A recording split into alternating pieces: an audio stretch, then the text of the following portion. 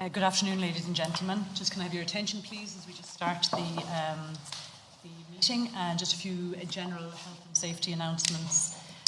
Take note of the emergency exits at the back and here beside us, and if you need any help, there are members of the Policing Authority team here in the room. As usual, the event is streamed live, so just be aware that it will be made available for broadcast, and just turn your telephones off. As usual, silence is to be observed. This is a meeting between the authority and the Commissioner, and you're just present to observe. But if you do need any assistance or need to leave the room, just please do it quietly. Thank you very much. Bob. Thank you. Commissioner, Gwynne Chora, Ferrum Fáilte Roibh go dtíon céad cruniú pibliad an bhliain feithe agus fáilte díobhsúd atá an seo agus ar nó den idé atá ag éisteach ná fear oring an biocréile. You're very welcome to the first public meeting of 2020, both those Commissioner and your colleagues, to those in the room and to those who are availing of the live streaming of this particular event. We're going to start with your Commissioner's report, monthly report of the authority, and Valerie and Pat will do this, and Valerie's going to lead off. Okay. Good afternoon, Commissioner, colleagues. Yes, thank you again for your report, a very comprehensive report. I've got a few questions, but before that, I would just like to say on all our behalfs that we'd like to acknowledge the very significant successes you've had, not just this month and all months, but and so many of these successes make media headlines, and that's a great reflection on your organisation. It also tells everybody, I think, about the challenges that you and your entire team face day to day. So we'd like to say well done on the very great successes and continuing successes in those areas, and also on the successes that don't make the headlines. I think to show our appreciation for the day-to-day ongoing work that all the members and staff of Garda Síochána do. And sometimes I think because we're working together all the time to improve things, we focus maybe on weaknesses and we don't spend enough time talking about the successes. So I think a big acknowledgement to everybody who helps us all to be safe in our communities. Thank you. I want to move into the HR area, but maybe just before that, just to recognise as well, and to ask maybe a little bit about the National Community Engagement Day that you held on the 31st of January, which was inviting local communities to meet and greet at over, I think, 300 venues across the country. So obviously that was a huge exercise, and you worked in partnership with various organisations, both rural and urban. I think, first of all, well done, I think, on this initiative. And I'd be aware that Garda stations have had open days from time to time, maybe at a local level. Is this the first time you've done a kind of a national engagement day? Yes, I believe it is. And really what we wanted to be sure that it was part of our community policing engagement, but the principal purpose of it was to make sure that local Garda member responsible for an area, and particularly in rural areas, became known to the community. And we did that through the assistance, really, of local shops, post offices, where we installed, in effect, a table, some of our literature, and the members stayed during the day and just met with the public informally as they were coming and going, provided crime prevention advice, and it seemed to go down very well. We had the support, and very active support, of the National Rural Safety Forum and the IFA, as well as all the very many mostly local shops that we used to host these events. So we thought it worked well, and it's something that we would seek to do again as part overall just of our demonstration of our ongoing commitment to community policing, but also policing particularly in rural communities. Yeah, in fact, I think the authority got very good feedback as well on the initiative. Was it intended to be mainly rural focused, or to what extent did it gain traction in urban areas where it might be more difficult? I don't know. Well, we had the support of predominantly rural type organisations, so the IFA, the National Rural Safety Forum, Cattle and Sheep Farmers Association. I think if we were to do it to the same extent in an urban area, I know it was attempted, but I think at the same time we would need to work alternative partners to support us. We were also supported by Convenience Stores, Newsagents Association and Retail, Grocery, Dairy and Allied Trade Association. So those do extend, I understand, into more urban areas and through them indeed. But one of the objects was to show that we're national service and we are concerned with the policing of rural communities. And there was over 300 venues, I think almost 350 venues. And so that was a good illustration of our ongoing commitment to rural communities. And how do you assess the success of it? Do you seek feedback? Or even the partner agencies, do they?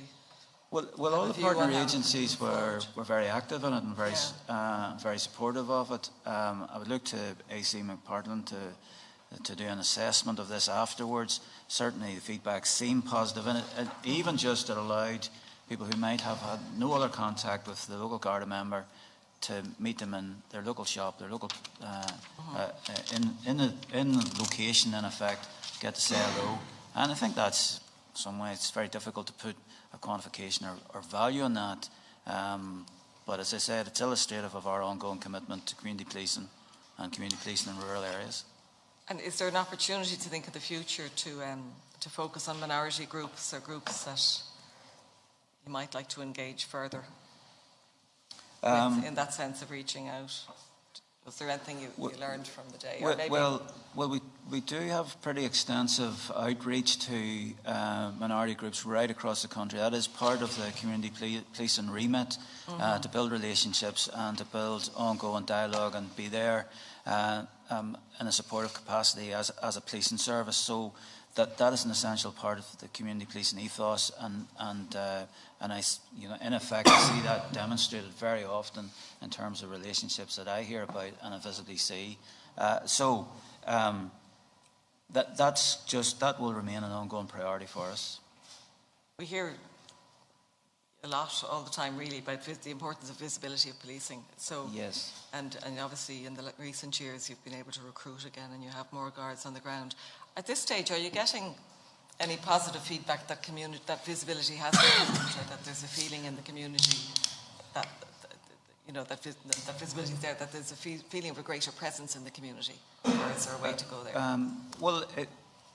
I suppose the barometer I can talk to directly is the feedback I'm receiving from the Joint Policing Committees. I'm in fact doing a roadshow around the JPCs to explain the new operating model and what it means in terms of the divisional structure and the changes that we're making in terms of what happens in divisions. And they are raising areas of concern, but in fairness also, they're also raising that we do, Garda Síochána is more visible. We seem to have more members out on the ground. That's their feedback.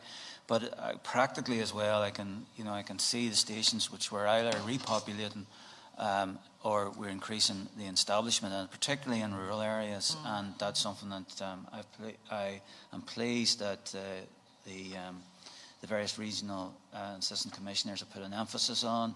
And so there has been positive feedback.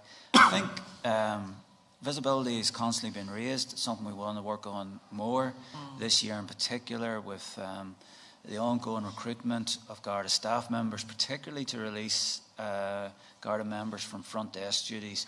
Like that is a very considerable undertaking and could release up to 500 members in effect to some other form of frontline duties, as that is a divisional type function.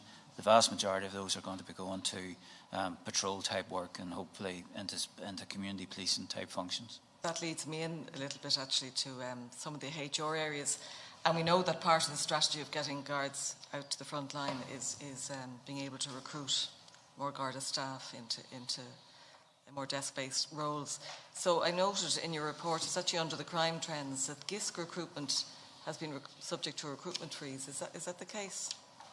And is it related to the mobility devices? Maybe, Joe, you might be able to tell us.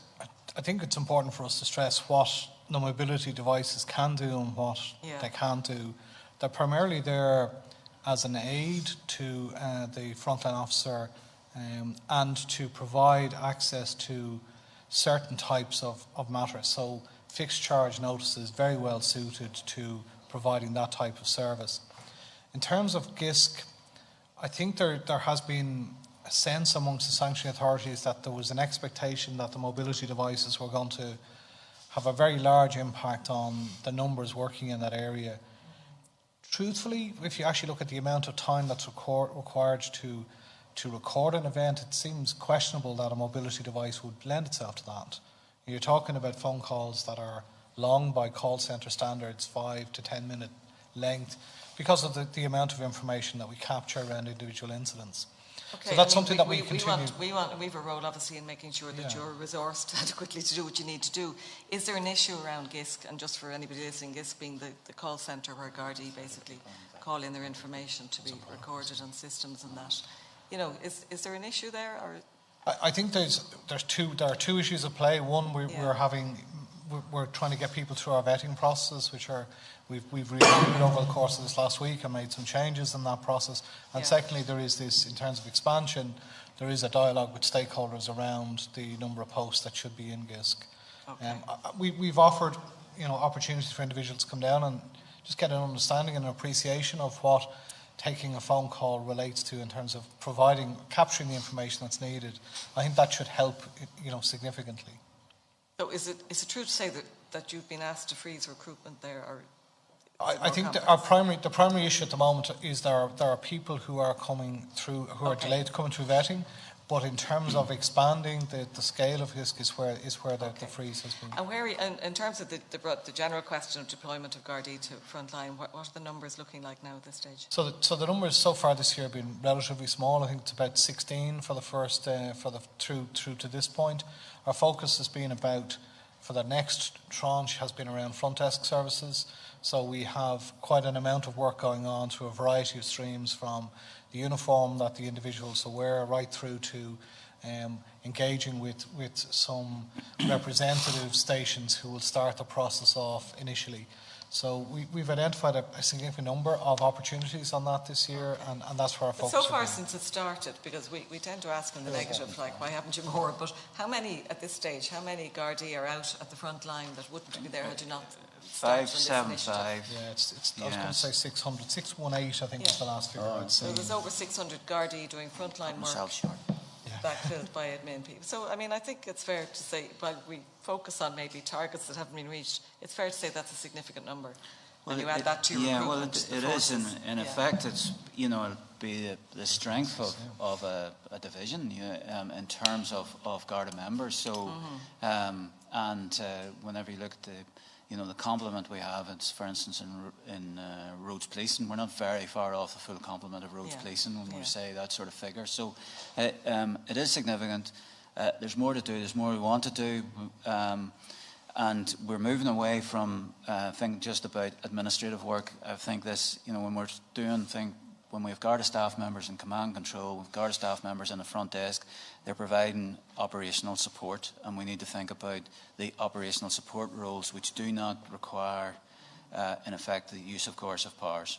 So that's a shift from just sort of thinking purely administrative functions. The administrative functions, by and large, I would say, have been exhausted. This is just have to think of alternative ways now of working, and given we have a big network of stations, a big network in terms of how many we keep open 24/7.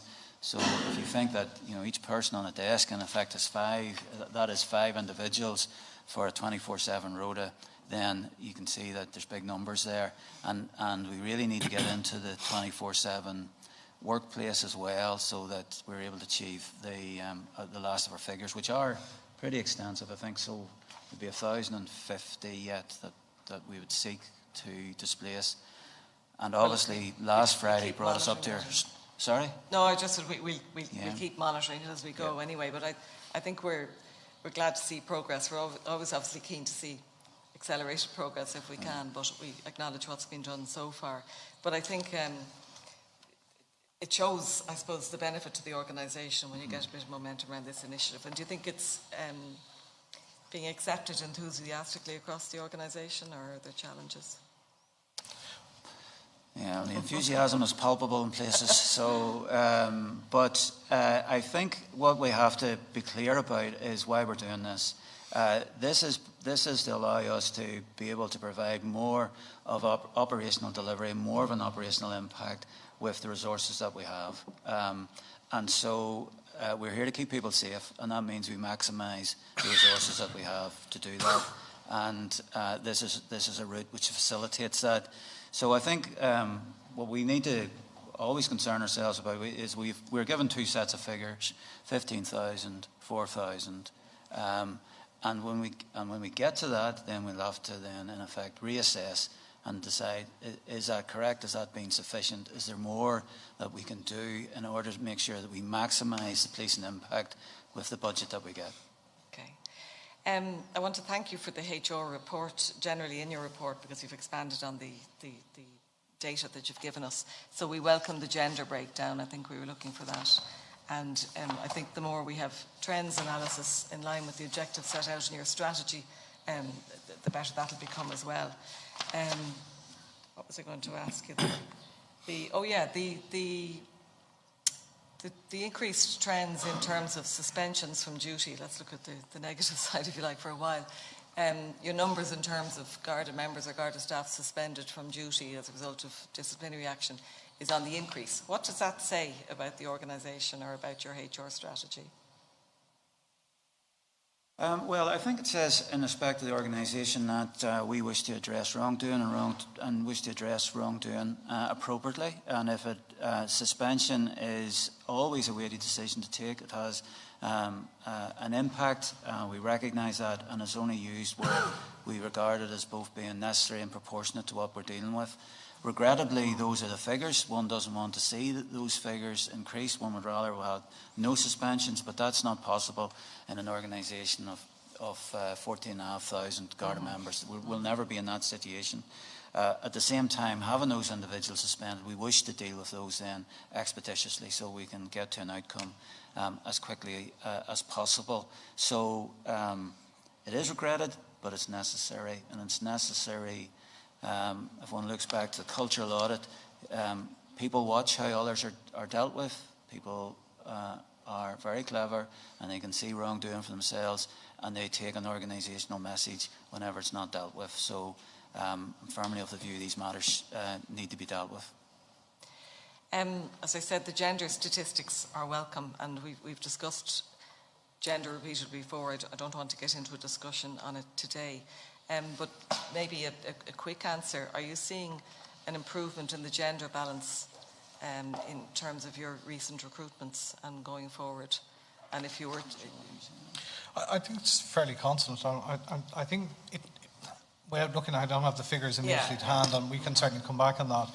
Visibly, it looks as if the numbers are there, but again, it's very hard. If you've been down at some of the passing days, we got some statistics from you there in the last couple of days, which I think we'll get back to in committee. And again, it looks like the gender balance is constant. I think maybe we could go back, maybe in committee, to what further initiatives you can take to fulfil the objectives you have set out in your strategy. I think that the organisation would reflect the population it serves. I think that's not just gender, it's also diverse communities. And hopefully the engagement days and all of these initiatives will encourage the Garda Síochána really as an attractive organisation to work, because that's, I suppose, the message you want to put out there. Even to provide some reassurance on this very week, Joe and I viewed the competencies for sergeants and inspectors, and we specifically added in diversity and put it up front and large about acknowledgement and respect for diversity, and being able to illustrate that in the promotion competencies. I think we're also in the fortunate position where we have been recruiting, and our female members on patrol are visible, and that sends a message in itself, and hopefully to those who would think of Garda Síochána as a career. But there's a lot more for us to do, acknowledge that. And obviously newer communities, minority communities would want to see themselves represented. Finally, before I hand over to Pat, on the 6 absence stats, thank you again for that, and I think in a further conversation we'll be looking at how Garda sick absence trends compare with other similar organisations. I think, Joe, we might just come back to it, but there's one figure that's constant in the last few months, and it you might just, I haven't got it in front of me actually, the table, there's a sick absence table there where it looks like the number of Garda sick days lost has been virtually the same in the last few months. It may be a data problem. Or it's the number we of can certainly Gardaí- take that. The number of Gardaí not available through sick leave has remained a constant number. I'm just wondering, is the data got stuck somewhere? I'll check into that and see. Okay, but I think, as I say, we welcome the increased information. And I think maybe some commentary with it in terms of how the directions relate to the HR strategy and the strategic intent would be useful to inform further discussions on it. But I do want to acknowledge thanks for the improved reporting. And I think there are so many ways we can cut this data, and I think we had offered the opportunity to sit down and try and see what information would be of most value to the authority. We've provided a snapshot through a number of different lenses. I think we can talk further about that. I'm happy to talk further about that. And it's all relevant, it's all useful. And it's the marriage, as I said, the marriage of it back to the HR strategic plan and strategic objectives that I suppose we're really looking at. Thank you very much for that. And again, thank all your colleagues for keeping us safe. Thank you. Okay, Commissioner, thank you very much for your comprehensive report. We really value it, and as Valerie said, we appreciate all your successes also, keeping us all safe. I'll start with ICT, and there are several projects either live or about to go live, and that's good. We welcome all of them. They're all very important. Just one in particular, and you already touched on, or Joe touched on, the mobile devices, and that's been rolled out, and I know you're all quite excited about that project, and I think for good reasons, that members in the front line will have access to email, the Garda portal, traffic app, offensive app, therefore getting real-time information to make better policing more successful. So first question is, I understand that 2,000 devices have been ordered, or either have arrived or are going to arrive. And I just wondering, is that enough? Is that enough? I presume the rollout is going to continue over the next few months. It started already, so it should be a fairly quick rollout. It's commenced for roads policing, so if I let Dave, he's been at the coalface. It is 2,000, I think. Pardon? It is 2,000 devices. Yeah. As I was speaking this morning, there's just over between 1,250 devices have been rolled out already. Okay, of the 2,000? Of the 2,000. Okay. And by the end of Q1, we will have those 2,000 devices rolled out. And priority has been given to roads policing people, is that correct? Well, when we went mobile, one of the key things from an efficiency point of view was to deliver the fixed charge notice app, or the fixed charge notice, to be able to do that electronically from end to end. As of the 9th of this month, we've successfully achieved our objective insofar as that we can now put so a guard at the side of the road can issue a ticket at the side of the road, and it appears in the back end, so there's no manual data entry from the time he puts it on the phone until it gets into the back end. Okay. So predominantly, the first iteration of mobility was around roads policing, and it was around vehicle lookup, person lookup, that was driving cars, or driver lookup, and then it was on the FCN app. Okay. And do you intend to extend it to all frontline people? Well, within the 2,000, I mean, there's only short of 700 people that will be getting it from our roads policing. All right, okay. So what we've done in respect of the pilot area, which was Limerick at the time, and also now in other areas, we've given it to a number of, we say, community policing, in particular, and other people working in rural communities, so that to be able in a rural setting to be able to bring the data mobile station to the person on the ground rather than have to go back to the station. And it's working and being welcomed, I presume. I have to say that I think you've only to look at Twitter at the moment and to see with the Garda information on it. No security concerns, are there, with unauthorised access to information? No, well, I think that one of the delays that we had in getting it to the front line was to make sure that the encryption part of it was robust enough. Okay. And if we even go back to the Fennelly report, they spoke to us about making sure that we're able to account for the mobile devices on the system. So we have built that into the system now as well, so we know where our devices are, we know who have the devices, and we're able to just personalise to each individual. And if I can add on that, Pat, equally we can wipe the device remotely. So if somebody happens to leave their device, somebody would have to get in at all of the various protocols they were to get it, but nonetheless we can still kill the device remotely. So we've added layers of security to it, I think, to provide those assurances. Maybe just a question on ICT generally. Yes. And we did receive your strategy 2019-2023 last July, and it is very ambitious. It talks about information-led policing and keeping your people connected. So it sets out for the journey where you want to go, not necessarily how are you going to get there.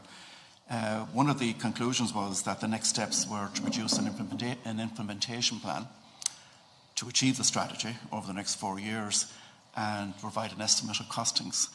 That's something we'll be very, very interested in. While it's good to see the individual projects that you have reported on, it's more difficult for us to get an overall picture of what the requirement is in ICT. While we see the strategy, but what's needed to get there, and how is it going to be done, and how much is it going to cost. So any progress on that? Yeah, no, that work, Andrew Sullivan is working away on that. We have an individual who's tasked with looking at all of the demands that's there and what budget has been provided this year, and also assessing where that looks like in the context of achieving the overall aim around that. So we can certainly share that. I can't give you a date on that, but I will come back to it. So there will be a paper, there will be a piece of paper? Oh, no, absolutely. There will be a piece of paper that will outline what the priorities are, what the costs will be, when they'll be delivered, how they fit into the overall set of programmes, and when the other projects will fit in that space as well. So one of the considerations there is, one of the reasons for doing it is the finance side.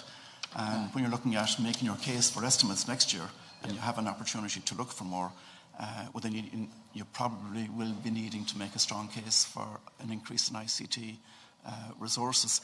And if you don't get that done in time, then you meet the deadline, or you might want to make a decision to reallocate resources. And there's considerable commitments have been made around the capital plan, but clearly we have to, it's delivered on an annual basis. They're not significantly increased. No, but they are assessed on an annual basis. So in fairness to the Department of Public Expenditure, they've asked for exactly the sort of information, Pat, that you said. What are we getting for the money that's been invested, and what does this look like in the context of the variety of technology change that the public at large would want to see? So we've committed to doing that, and that's the piece of work that I described. But you've stated in the strategy that you want to be a leader in ICT absolutely. technology. So I presume your starting position is not what you think the budget is going to be. The starting position will be what you need, and then trying to get good value in what it costs. Yeah, and I think if you look at what we've done with the mobile devices, we are, in talking to colleagues around Europe, we are leading the way in that area. Last year we had a conference of representatives, a number of police services around Europe and Limerick, and in sharing experiences, what we have done with the mobile phone devices is innovative in every way.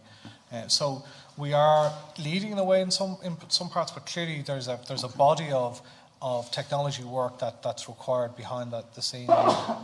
And sorry, you must have some idea when you think you will have the implementation plan. I just don't have it to hand now, but I will come back. I'll come back tomorrow and confirm that. I just don't have that information immediately. I suppose it's gone on since last July, so I know your new CIO is only in that's a relatively short period, but I think this is really, really important. Okay, move on to finance. I note you have a new facility. Some progress with OPW for the premises in Military Road.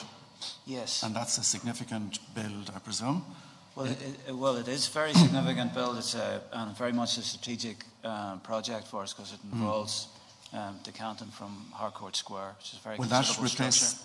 Will that replace Harcourt Square? Is that mainly? The DMR have their, in effect, regional headquarters there, command controls there. A lot of national units are there, so Economic Crime Bureau, CAB would be situated there. So will it be delivered in time? Will it be delivered in time? Do you estimate it will be delivered in time? Yes, it has to be. The builders are on site today. The builders were on site last week. So is it a 2-year project? It has to be completed by the end of 2022. Sounds a bit ambitious, but... No, but the OPW managed this on our part, and we had a meeting on this specific issue this morning. They are happy at this point in time. Now it's very, very early when the contractor is literally just about 22 months. Okay. Yeah. Okay. Just generally, while we're talking about estate, have you ever? I asked this question before. Completed a survey of all your premises, the condition they're in, what you need, what needs to be upgraded and how much it's going to cost, and what a time frame for achieving that over a number of years. So the Office of Public Works were, again, at our meeting this morning, they were telling us that they're about 80% through an assessment of the current site or the current status in terms of fabric of all of our 500 plus buildings. Was that at your request? At our request, but it's something that they were going to themselves. Out of that, we need to look at our prioritised decisions in relation to the next round of capital funding, which is at the end of 2021, in terms of the priority buildings that we feel need most attention, either in terms of new build, in other words, new areas where work is required, or in terms of refurbishment of existing build. Okay, but you might share that information with us when it's complete. We've an interesting document. That will be. I mean, just to set some expectations around that, we need that in the context of the estimates process. So it is a number of months away before we will have that level of detail in place. But yes, we can share it when we get to that point. Move on quickly to ethics and culture. I just note in ethics there's been no massive, while you're nearly there, I think, for uniformed people. Garda staff is considerably lower. So are you making the final push to get everybody on board? With Garda staff, certainly in their induction, this is a feature of their induction into the organisation.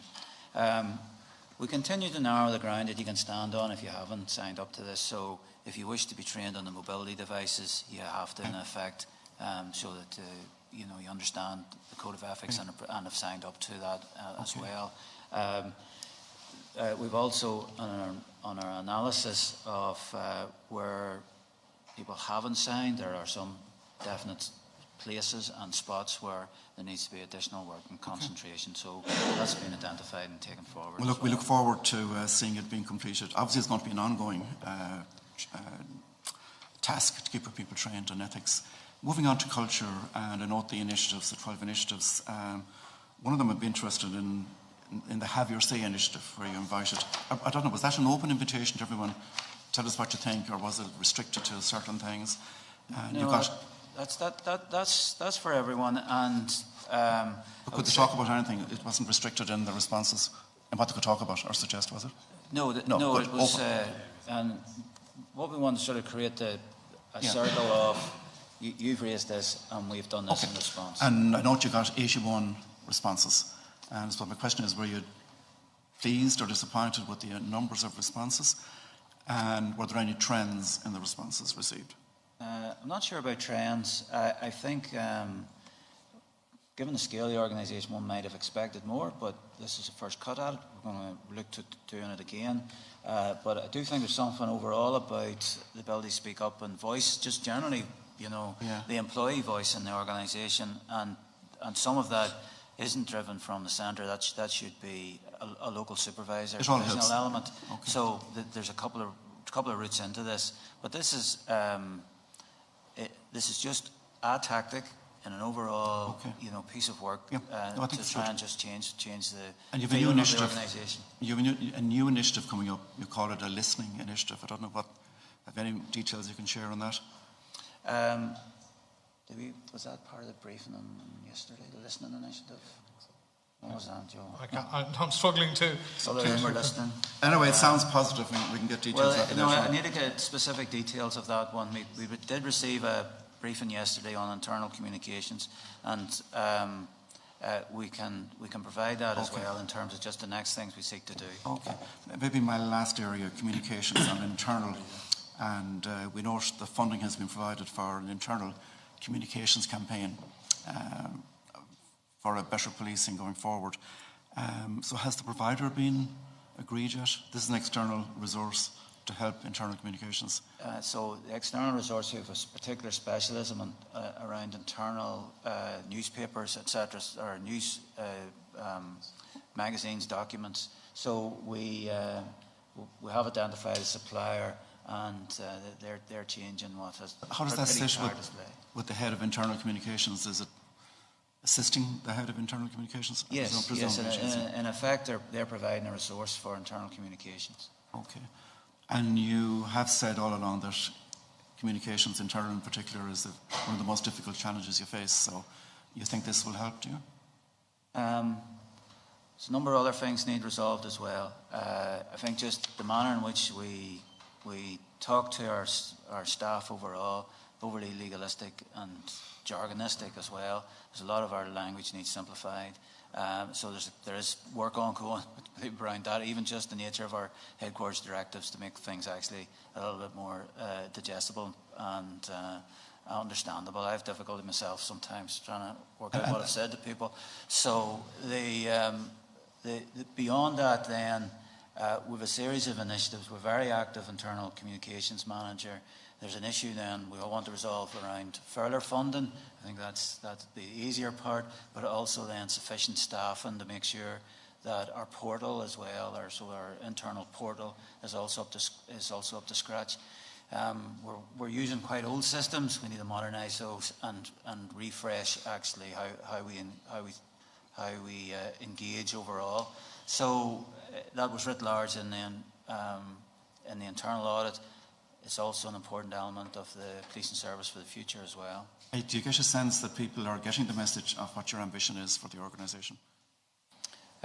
Yeah, at one level, and one has just to be careful about the messages that you deliver, but certainly in terms of the operating model, we've provided a lot of explanation in respect of that, and had a lot of consultation as well, not only just with associations, but the superintendent ranks, chief superintendent ranks. So there's a lot has happened there, and I think as it go around, people understand more and more.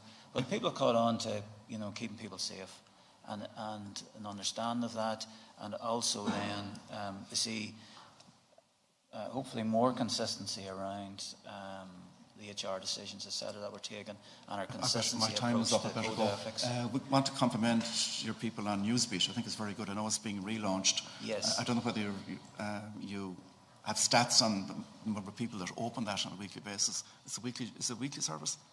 Yeah. If you don't, that'd be quite an interesting thing to track. I think certainly what we are trying to do in terms of changing Newsbeat is also to give us a greater level of information around what interests people in that space. But there are statistics available. We want to. It'd be interesting to track that. You're also using it to get your message across. Yeah. What you want to achieve for the organisation. Okay, thanks very much. Sorry, Chair. Thank you, Pat. Thank you, Valerie. Commissioner, I'm pleased to note your reference to the fact that there are pockets in the organisation in relation to the Code of Ethics where the numbers signing is not as it was. It's a more nuanced presentation of a position than was given at a recent public meeting. And given that you know the areas, do you know the ranks of the Garda members who haven't signed? And I ask the question in the context of the statutory obligation that's on the Commissioner to ensure that a written record is maintained of every member's engagement with the Code of Ethics. Well, yes, that information that would be available. And do you have a sense of whether there are any supervisory ranks among those who haven't signed? Well, I do think in the end, ultimately, this does come down to local example. As much as I might say in the centre, I do require, middle managers and senior leaders at local level to follow through. So it is being addressed, and it is a concern when you see a pocket. So that will be addressed. It is being addressed. Sorry, should I say?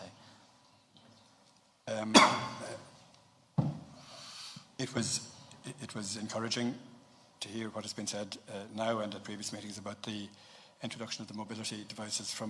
It shows that an idea can be converted into reality, and that what was expected of the system when it was first spoken about around 2 years ago, or a little more, actually can be delivered. Can we move on to our next subject, which is progress on the implementation of the Garda Síochána anti-corruption strategy?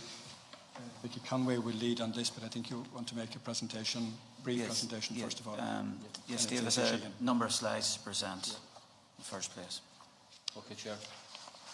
I just want to really start off by saying that the Commissioner made a presentation here back in June to the authority in respect of it, and give a very heartfelt praise, I suppose, in respect of the requirement or the reason we wanted it. And really, if we want to be truly policing by consent, I think the whole need for the anti-corruption unit speaks for itself insofar as that what we're trying to do is enhance public confidence in Garda Síochána.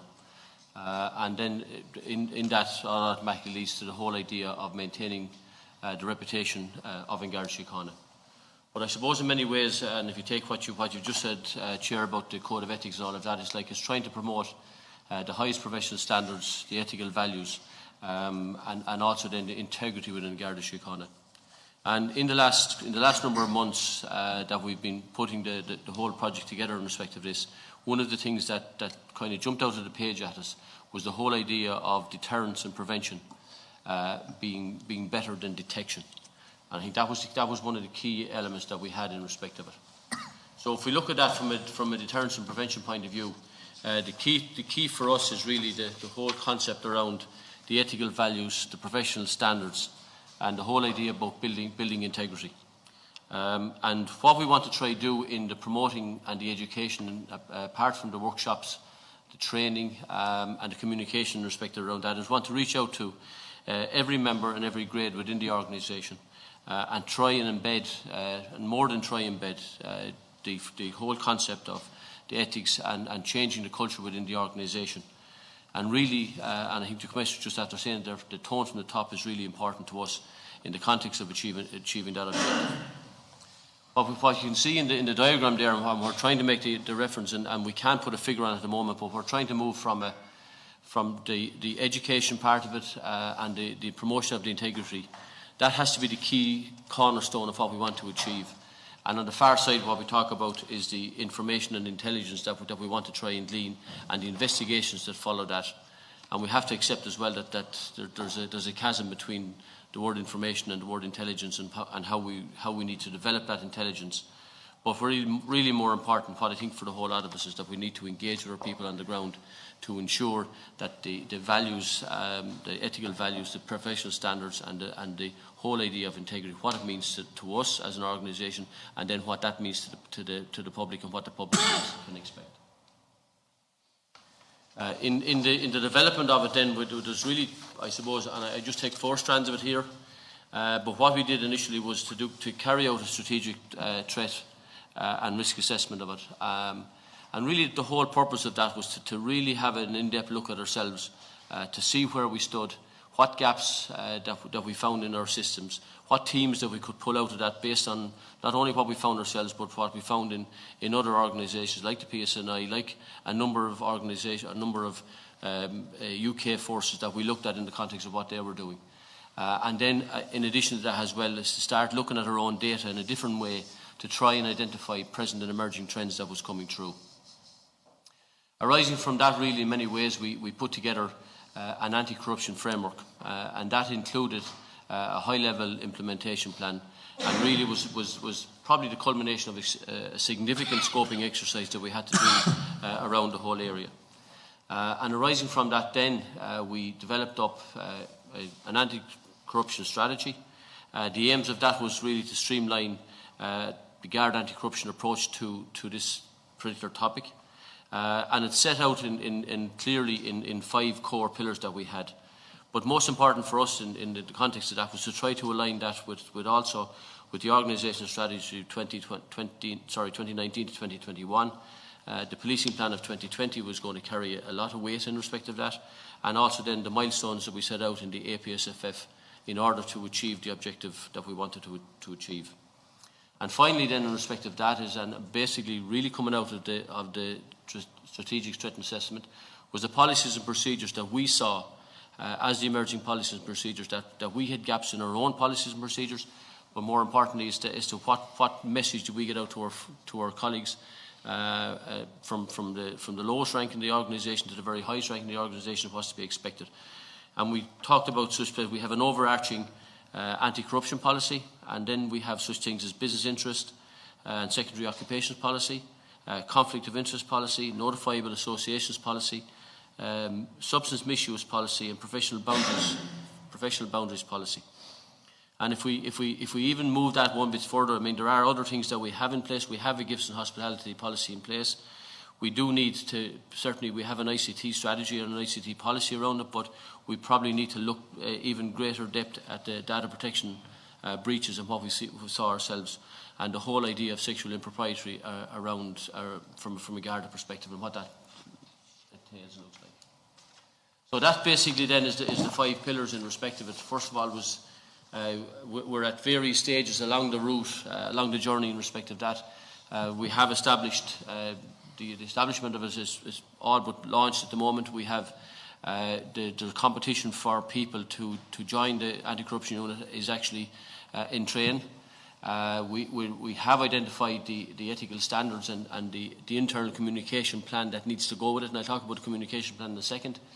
The policies and procedures, we have them they're at a very advanced stage, and really we now need to try and start talking to associations and talking to our own people about how it is we're going to implement those from the go live date. The investigation and intelligence is really something that the intelligence point of it is something we will be working on in 2020, but the investigation is something that's really, to be honest, is down the road a small bit for us, because we're not going to get to it in 2020, probably 2021. And then finally then in respect of that is the monitoring and review. And I have to say that our own structures internally then, as a result of the op model, has started to align some of those as well. So in other words, the Ethics and Culture Bureau that we have up and running as well, the new look that we're going to have around our association with GSOC and also our own Internal Affairs Department, and how we're going to manage the investigation, and then the whole concept of integrity building then within that as well. So really, if you look at what we're trying to achieve in respect of it in a broad brush way, is that the whole idea of the building integrity, so that the members know they're doing it, doing the right thing for the right reason. The second point there is in 2017 we signed up with Transparency International, and the whole idea was to provide a safe mechanism whereby people can actually make reports of wrongdoing in a very safe environment. And we've advanced that significantly, and I would say that's very close to being rolled out across the whole organisation in the next month, or maybe a little bit longer. But the talks have gone on and certainly moved on significantly. We've also engaged, and we're at the evaluation stage of a small tender that we did in respect to bringing in people from external to the organisation, so that they can give us a dig out as regards how we're going to embed this in the organisation, the whole integrity part, the code of ethics and all of that, and how it is we can get that information not just at our level, at the senior level, but also to embed it down across the whole organisation through a network, an integrity network that we're trying to develop across the whole organisation. And I think most important for us in respect of it, and I certainly see it from my experience in the internal affairs, is that we need to communicate the lessons learned both from the investigations, both from the intelligence and international good practice. We need to get that information out, and we will certainly be talking to our internal communication side in respect of getting that message out, whether they're good or bad messages, but the people on the ground need to understand what it is we're seeing, so that they can adjust their behaviours accordingly. And most importantly, I suppose, really what we're trying to do is protect people that are in our society or within groups that are going to benefit that could benefit from Garda involvement if they were involved in them, and how can we enhance the public confidence in the organisation around all of those things. And again, the last thing I said, and I've said it earlier on, and I think is key to the whole thing here, is the tone from the top in the organisation, that we support trust, ethical reporting, and that we build it on ethics going forward. And really what we're trying to do going forward after that is how do we cascade that down through the entire organisation. I deliberately put up that slide in respect of the integrity building, and I think that it's probably the most important part of it, and I think that we emphasise at the very outside that deterrence and prevention was better than detection. So really, from our point of view, is what we're doing is we're tailoring our integrity building around the code of ethics and around all of the activities about the poor behaviour that we're seeing, so that we can increase that integrity and eradicate corruption within Garda Síochána. And in addition to that as well, what we're trying to do as well is to create that advice and guidance within the Bureau as well, so that people can, with confidence, ring us and find out, well, is this outside of what I can or can't do, so that we can give them that level of cooperation. And then again, obviously, then the development of the integrity network across the whole, and now that we're moving towards 19 divisions again in the operating model, I think it's going to be much easier for us to be able to get that message out as well in the context of that. Some of the other things there, I've already mentioned them, is like the training and the briefings, and as I said, we've gone out for some help in respect of that, and they're going to also provide us with some expertise around how we're going to develop and publish the lessons learned so that we can use it internally ourselves. So the communication strategy or the community approach really, is that we need to get the hashtag name, I suppose, for us doing the right thing for the right reason. We really want to be moving towards, again, as I said earlier on, about the whole idea of being open, transparent and accountable for our actions. And we have used already the portal notices, the infographics and the screensavers in order to get our message out in respect of that. And we've had an engagement with the associations, with the Garda associations. We still have to have the one with the unions. But we now know that because we've a bank of knowledge that we need to impart, we're going, those negotiations or those engagement with the associations is going to have to be greater going forward. And again, obviously with our external stakeholders as well. And the last slide then, Chair, is in respect of that, the whole idea of how is it going to link together. So in other words, the strategic imperative in respect of it, and how it is we're going to get the all organisation. So we are using the operating model, the tone from the top, and making sure we get down to all people within the organisation. We'll certainly be using the superintendent or the assistant principals that are in each of the nominated governance hubs going forward, and then trying to get it down the integrity network to get down to the ground in respect of it. So that's a whistle-stop tour of where we are in respect of it in the last couple of months. Thank you. Thanks, Assistant Commissioner Sheehan. I'm going to ask Vicky to question. Thanks very much for that overview. Obviously, this is a really key area. We want to ensure that police are not abusing their authority and that the public can be confident in that. And as you mentioned, this was discussed at the meeting last June. And we're pleased to see that the strategic threat and risk assessment has been concluded since that discussion took place. We note that in the risk and threat assessment that a range of activities have been highlighted as areas of exposure within Garda Síochána, including sexual misconduct, misuse of data, substance misuse, theft and fraud, among others. I suppose we were wondering, like, these are potentially very serious issues that could involve serious crimes being committed against members of the public or other Gardaí. Garda staff. What did the risk assessment indicate the scale of the concern around these matters at present? Do you have any sense, following that assessment, of how serious an issue this is for Garda Síochána? I think it's important to note at the outset is that predominantly all members of the Garda Síochána will start from a space that are good. And I wouldn't like to get it mixed up with that what we've tried to achieve here is that we're trying to identify people that are not good. What the threat and risk assessment tried to do is that if we really want to be truly policing by consent, and if we really wanted to espouse those ethical behaviours and what the whole code of ethics talks about, well, then we're going to have to look at the outliers in respect of it. And the reason why, if you look at the presentation, which was short, Vicky, was that the whole deterrence part of it and the whole prevention part of it is a huge part for us, to make sure that the people that we don't get them over to the far side. So the likes of early intervention that we're talking about, the changing in our discipline regulations, which is going to talk about management actions. So in other words, that we're going to take much earlier intervention in respect to it, that where we see people at an early stage that might be transgressing in the wrong direction, that we can actually save them at an earlier stage rather than allowing them to go beyond where we want to go. I appreciate that, but I would have thought that in order to tackle or engage on this issue, that you need to have some sense of the level of what you're dealing with. Yeah, we have, and the strategic threat assessment identifies a number of those issues, and that's what we've identified in respect of it, and that was allowed us to formulate some of that identified the gaps that we had in our policy. So, for argument's sake, substance misuse is one that we don't have a substance misuse policy. But I have to say that by the end of Q1 this year, we will have a substance misuse policy in it. But there are legalistic issues around that as well that we need to transverse as well in order to get it landed and in order to get buy-in within the organisation. Can I say just on my appointment, I did have a concern that given the scale of the organisation, that in effect I wasn't seeing the level of reporting I might have expected compared with if you take UK policing and the HMIC there said that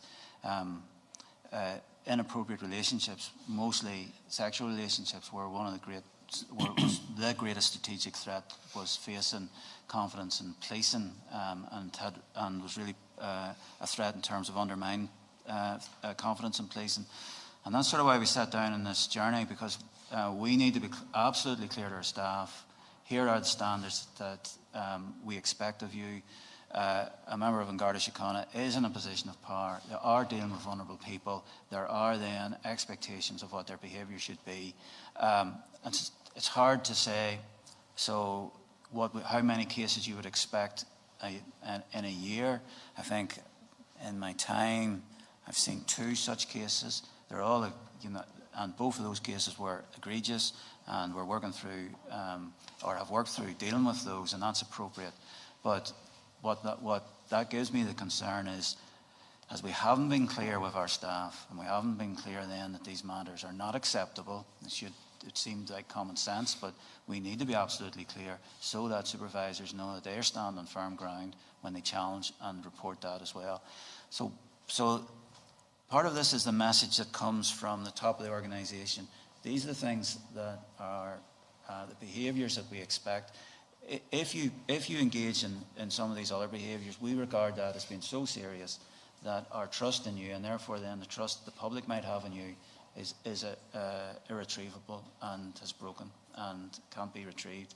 And we're putting down very firmly a message to the organisation about its behaviour, and from that then, that impacts on the culture and it impacts what's happening. We're becoming a more diverse workplace, and some of these behaviours have no place in it whatsoever, and we intend to give a very clear message about that, and where we find with it, and then deal with that. I would say we've also touched upon proposed changes to our misconduct or discipline regulations. That's an important element of this as well. So we deal quickly and appropriately and within process, but with matters which are very serious and which have hitherto hung about for years and years and have had a detrimental impact. And I think, once you start looking at something with a great spotlight, often behaviour is seen that may not have been seen previously, and so there may be that dimension of dealing with it. I'm interested as well, and I suppose I've particular interest in this, having been an evaluator for Greco in the past, that and we'll talk about the unit itself in a moment, that this is not just about teaching individuals about ethical behaviour and holding integrity, that there's a lot of structural change that the organisation can perform that can make a big difference here. So, for instance, groupthink can be a huge facilitator of behaviour that we might not otherwise think is acceptable. And so diversity within groups, within units, at management level and so on can be really, really important. And we've talked already a bit about recruitment and promotion, but I think deployment is really, really key. And that there is diverse deployment to units that may kind of generally be considered to be at more risk of corrupt activities, maybe those that have more engagement with criminal gangs and so on. Is that something that's being worked on at the moment? I think we have to draw on the soft and hard intelligence that we have here as well. So one needs to look at the overall behaviours that we wish to learn about. So then that goes, right from bullying, harassment through to complaints that are made against individuals, through to things like sickness, absence, and general performance, as well as having the ability for people to make confidential reports, and we have the relationship with transparency in respect of that as well. So one then looks for hotspots perhaps of behaviour, but we also know from experience in other jurisdictions and this jurisdiction, the at-risk groups as well, and those are well documented. So particular care around those. Again, it's about setting down the standards of behaviour and then regulating that behaviour, and in effect it's the governance of that behaviour that you can have assurance as to the integrity of what goes on. There are, you know, if you're engaging in serious crime investigation and into organised crime groups, that internationally is shown to be a point of vulnerability. But is diverse deployment into those units being considered? Well, yes, I understand, Tara, the point that you're making, but it does also require us to set down the standards that we expect, and that's the first step along this journey that we're taking here as well. I think that's something we'll come back to in the future. In relation to the establishment of the anti-corruption unit, it's great, it's off the ground. There are some concerns around it, I think, at present, and it is coming up in the performance reports as read, I think, issues around staffing and accommodation. Are you concerned, Commissioner, about the pace at which that's progressing? Well, our difficulty has been the strangle that accommodation has on us. To accommodate the unit, in effect, we have to almost have a domino effect of moves right around the organisation. And there is one last move that we have to engage in, and that will then facilitate the anti-corruption unit being in appropriate facilities in Phoenix Park. And I did want them in secure facilities in headquarters. It's just taken time to achieve that. We've approved the personnel required for it as well. So over the next while, hopefully sooner rather than later, I know the moves that have to happen, then we can facilitate that accommodation. And I know, I think we were pleased to see the level of staffing is it's over 40, which I think is a really strong commitment of resources from management to this unit. Do you anticipate reaching that complement this year, or is that a slower process? Well, there's a number of areas have to be filled up as a matter of urgency. And also, I think then, as we understand more about what the new complaints regime is going to be, then that'll dictate as well the staff, and so that is an estimate based on the world as it is now. But hopefully, we will have a new performance regime, but also a new misconduct regime, and that'll feed into that as well. But we are basing what the staffing should be on the basis of comparable forces and either scaling it up and down accordingly. And will there be specific training for those in this unit? Well, we'd expect detective training, but there's other training that certainly we can engage in. A lot of the intelligence work and investigative work is at a high end. It has to be said, and the international experience is that police officers in the Garda Síochána is not going to be any different, are hard targets and are difficult targets to operate against. So it will require a certain degree of skill, and training will be a part of that. I was pleased to hear you say, Assistant Commissioner Sheehan, that there will be is it an advice phone line? Yes. Yeah. I've seen that operate in other countries, actually quite successfully, where police were willing to phone in advance and say, I'm doing this thing on the side, is that okay? Or I've been offered this, is that okay? So I think it's a really progressive move. Yeah, it's to complement the balance between on one side the integrity line that the likes of Transparency Ireland can give us, and on the other side of it then is that to have our members have the confidence to be able to ring the unit and sort of say, well, is this okay or is it not okay? We picked up on that certainly from the international best practice that we saw, and we're going to certainly move that forward. But it's not to take away from what Transparency International is going to give us as well, because I think that's going to be a high-end part, because they will be able to triage most of the calls come in there in respect of that and deal with a lot of that in a very safe way for any member that wishes to report any matter, any wrongdoing in respect of that. So it really gets to the heart of speaking up and dealing with wrongdoing. But we can often think of corruption at a very hard end, but there are in-between areas where people are just uncertain about whether certain activities are compatible with their role as a member of Garda Síochána. So having space to clarify that, I think, is really important. I'm also thinking that as this work progresses, there's going to be quite a bit of understanding developing about structures and systems within the organisation that maybe inhibit some of this work. And I suppose I'm wondering whether it's through the investigative or through the integrity office, is there going to be clear lines for feeding back to management about, you know, policies or structures that maybe could be changed to facilitate this work? Yeah, what we have intended in doing is that there will be a deputy appointed to as a steering group to oversee what's going on, and within the governance part of that, then is that we'll be able to report back in respect of that, and we'll be able to feed the information that we need to feed out then back to policyholders in respect of issues that we identify. What has the internal response been so far to these developments? I have to say that it's some of it is muted, some of it is very positive, and some of it is kind of saying, well, do we need this? So there's a mix and gathering of it. But I think what we need, the message we need to try to get out is that, like, invariably, most of the members, vast majority of members are decent, good people, and are there for a purpose of serving the public on a daily basis.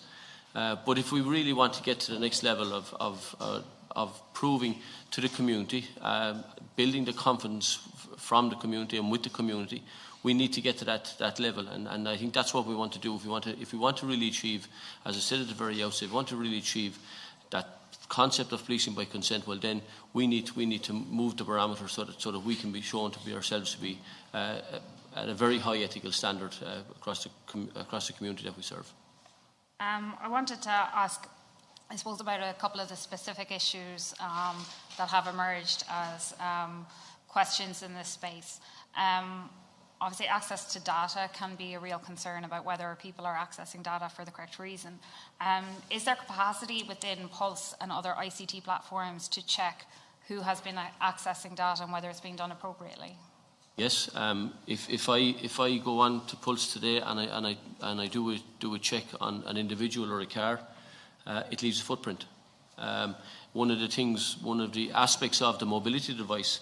And we done an LMS training with it, and it was a prerogative of going on before you got your device was to do your LMS training, and you had to get 100%. Was that particular issue? Because now what you're actually doing is, instead of doing it in your office, you're out on the side of the street, and you can do it on the side of the street. But it leaves a footprint of every mark that you make on the system, so that I can go back in afterwards and actually interrogate as to why you're checking out these people and why you're not checking out these people. And there are reports that's run by the Professional Standards Unit at the moment. They monitor it on a monthly basis, and where they see issues around that, then they send it to the divisional officer for his observations as to why is a person looking up a person in respect of that. I guess I'm wondering how that gets disaggregated between justified checks and ones that may be inappropriate. I think that we have a bit to go in respect of that particular aspect, because if we go in and make the footprint at the moment, we still have to give a reason why we do it. Yeah. So we can search it by reason. And we did have an issue before where people would put in E, they were making an inquiry, so they put in the word E. And we came across that very quickly, and then we had to go back in and had to reissue the directive in order for people to put in a legitimate reason as to why they're looking at a particular record, and that has been very helpful to us. But I do agree what you're saying. Yeah. People can learn that language, can't they? Correct. And know what is a legitimate reason to put down, even if it's not. So for the time being, it's likely only to be when an issue arises that that's a secondary source of a supplementary source of information.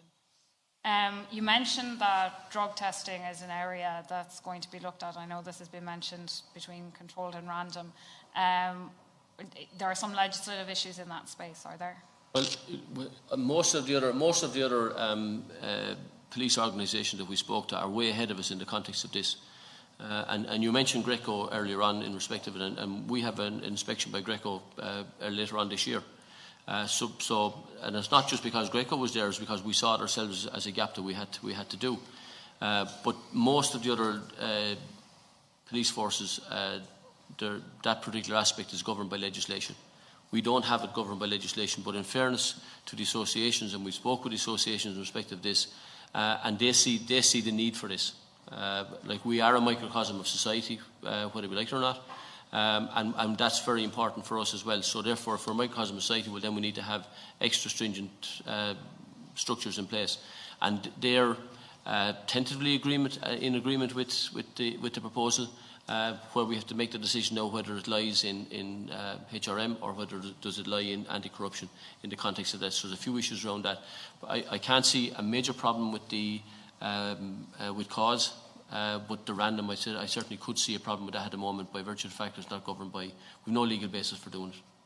Other than health and safety in some specific areas, so you have access to farms, or you're in roads policing, driving high powered vehicles, you can make a case. You can make a case around that, and I don't think we should be inhibited about that. I have a responsibility for health and safety, and we know from the drug drivers that we're detecting at the moment that often they're showing no signs whatsoever, and so therefore then it would seem entirely appropriate that you would do a random check. Yeah, because again, as you mentioned before, there's an early intervention issue here, because often these are connected to welfare issues, whether it's addiction or gambling or so on. Yes. And I think on that vein, I suppose one of the issues that occurs to me is that this can become a very difficult area in the financial space. And where people are struggling financially, and certainly over the last 10 years, we've heard this quite a bit of, we know there's been significant dissatisfaction over pay. We've also heard quite sad stories of members of the organisation and their living situation, difficulties around, even being able to pay mortgages and so on. And of course, those kinds of financial concerns present a real risk of corruption in and of themselves. How do you think the current strategy will address those kind of considerations? Well, I think one has to, when you look at this, think, and it's a bit like the Culture and Ethics Office, which will deal with 100% of the organisation. This is dealing with a small, maybe 0.5%. But you can have people just inadvertently fall into financial difficulty, or indeed any other difficulty. Gambling, which is an extension of that, or drink or alcohol dependency, and that's when we would look to our own welfare services in the first place, and the existing support mechanisms that are in place. That in effect, we shouldn't be rushing to, in effect, a corruption issue around what can be a lifestyle or an issue that they've fallen into quickly.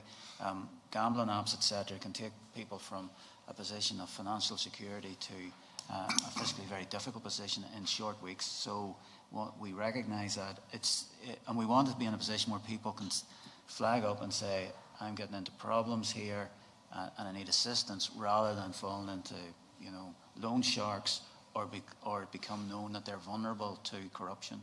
So that is part of the strategy, but that's part of our welfare and wellness at work strategy, where this is about setting down, actual standards of behaviour, which can have a very substantial detrimental impact on the organisation in terms of confidence. I suppose related to that, do you see this this work and standard setting linking into PALF at all?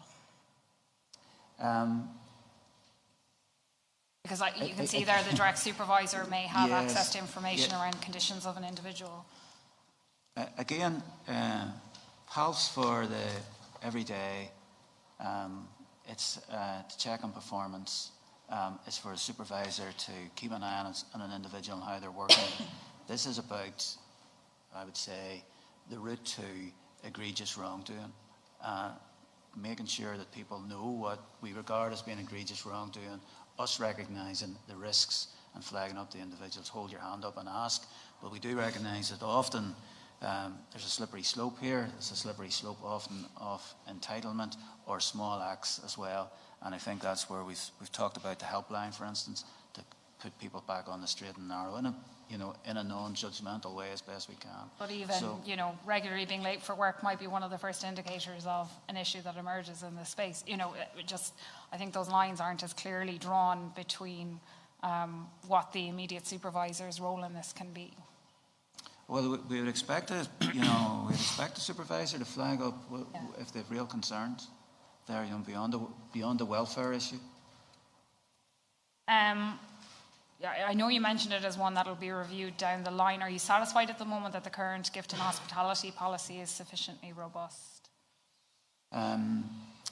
the policy is only as good as the manner in which we apply it. I've asked from 1st of January from 1st of December 2019 nil returns.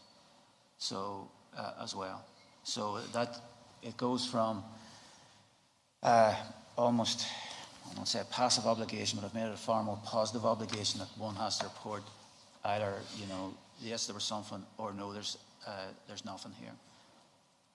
I think the only other thing from me would be, would you be happy to share the anti-corruption strategy with the authority? Well, the policy. Yes,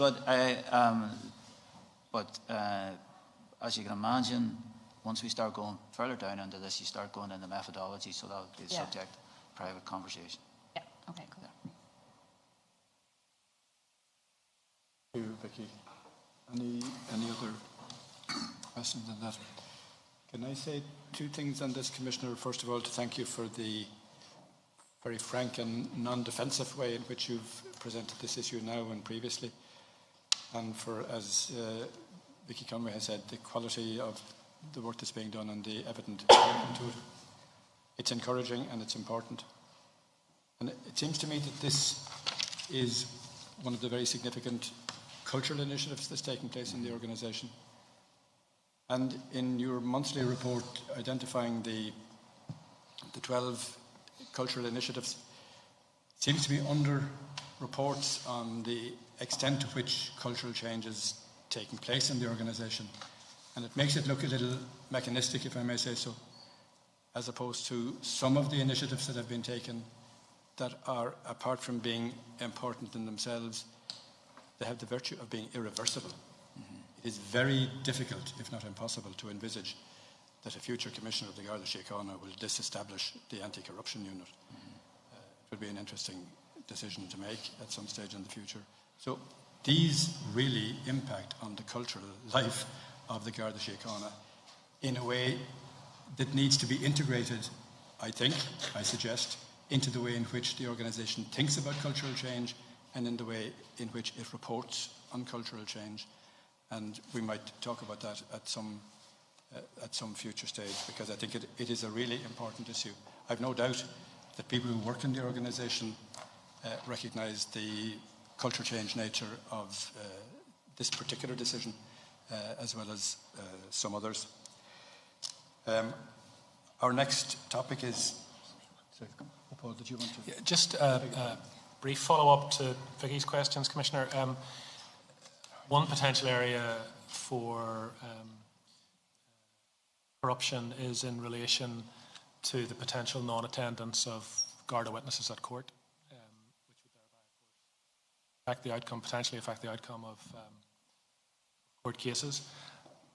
And I have two questions in relation to that. One is, and I think I can guess the answer to this, which is that one is whether the strategy as currently drafted will cover those sorts of behaviours.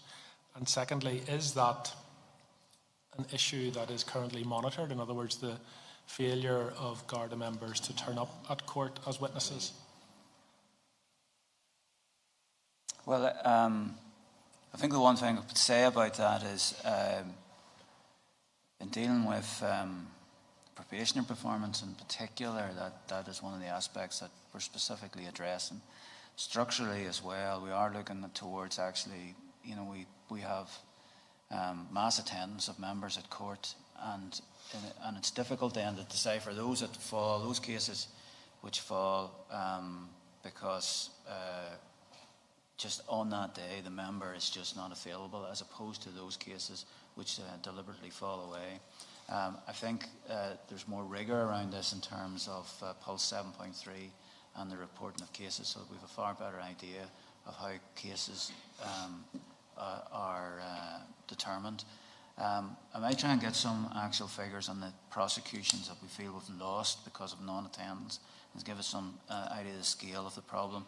It didn't fall in naturally into this piece of work because I'm trying to extract this from such a heavy commitment to court attendance for what are summary offences, and maybe have one or two members there in effect be able to prove the cases as required there. But that's part of work that we're undertaking at the moment with the department. Therefore, then, that opportunity, either real or imagined, it doesn't exist. Okay, thank you. The next item on our agenda is the response to organised crime, and Judith Gillespie is going to lead on this one. Thanks, Chair. Good afternoon, Commissioner. Can I echo the Chair's comments about welcoming the frank and detailed briefings that we get in committee about organised crime? And obviously we don't get into the detail of individual operations, but certainly the detail of the briefings that we get help to put colour around the issue in our discussions, and it's very welcome. Can I also recognise some of the successes that you've had? I think the last committee meeting recognised unprecedented success against organised crime, and the interventions which you have made, which have undoubtedly saved lives and kept communities safe. So insofar as it's possible to talk about this in the public session, and against a backdrop of perceptions of increasing ruthlessness, violence, intimidation and threats to communities, can you give us your assessment of the threat currently posed by organised crime? Well, I think overall we do face a very serious threat as a society from organised crime, and I would principally point towards the drugs trade and the violence which is attendant then with the trafficking and distribution and use of drugs. For any individual to use drugs is not a victimless crime. You are inflicting suffering on some other part of the community, either here or indeed somewhere else in the world. Undoubtedly, if you engage in the use of illicit drugs, you are feeding organised crime, and that directly then has a direct consequence into violent feuds. We are very concerned about that. John, who's with me here, obviously can talk about a lot of the work that we've done internationally, a lot of the work that we've done against the gangs here locally. But overall, we collectively as an organisation are concerned about the amount of drug dealing which is happening on our streets. We have further resourced all of our divisional drugs units, and we are working then in partnership with other bodies to launch a further enforcement campaign directly focused on street level dealing. So, and we'll have a formal launch with that in the coming weeks. So that'll be an important development for us, because despite all the success we've had in terms of drugs recovered, money recovered, people brought before the courts, etc., I think for individuals living in society, they remain very concerned about the availability of drugs and the violence then that comes with that, drugs as well, and we must respond to that accordingly. That's been reinforced to me at every joint policing committee that I've been to. All of them have mentioned the drugs issue. So can I just that's ask, important. You've made it very clear you're going to resource up the divisional drugs unit. When did you make that decision, and what was the process that led to that? Well, I think when we looked at our own assessment of, well, one, the success we've been having, I'll ask John in a second to outline the work that we've undertaken both nationally and internationally, but then secondly then the impact that was having on the availability of drugs, and just then what one hears through our own sources, what one hears through the media, what one hears with public engagement through our accountability mechanisms and JPC mechanisms. It was very obvious that this was just a pressing and immediate and imminent issue for the public, and therefore then we will make a response. We've already, as I say, staffed up all our divisional drugs units, and now we will launch our operation then to really focus in on street level dealing, and we will want then the community's information about that, because it's also about stripping the signs and assets and ornaments and of drug dealers as well. So taking away the visible signs of wealth, be it watches, be it clothes, be it cars too. So we want to make an impact so it doesn't seem to be an attractive outlet for a young person to go into the drugs trade. I think there may be many members of the public who think that there's very little they can do about organised crime, but you mentioned the so-called recreational drug use, etc. And I note that in 2018 alone, there were 13,000 people convicted of personal possession. That's 72% of all of your drug seizures. Yes. So what is the clear message that you have to the public who wouldn't see themselves as part of the organised crime problem? Well, if you engage in the use of drugs, you most definitely are. You're creating the demand, which drives the supply, which then drives a very violent conflict, which sucks a lot of people in. And also then, even if you can't be concerned for others, and that's beyond you to be concerned for others, you should be concerned for yourself, because you've no idea what you're taking. You're risking your health, you're risking your precious mental health. And we see the impact of this daily, really, and we see tragically suicide and connected to addiction constantly as well. So we, on a policing sense, and as a policing organisation, see a huge amount of societal impact from this. Again, that's why it makes it an important area for us to focus on. There are other areas of organised crime, and it would be wrong just to say we only have an issue with drugs, but I think drugs seems to be the one which touches most people. We've the use of drugs, the sale of drugs, trafficking of drugs, and also then drugs intimidation as well. And these are all areas that we want to make a dent in and show the community that there is some hope, but we will need their support as well in terms of information or confidential information. And you mentioned other areas of organised crime, and I just wanted to ask you about the resources issue again, because you are clearly diverting resources from somewhere into the divisional drugs units. So will there be an impact in other areas in a negative way when you divert those resources?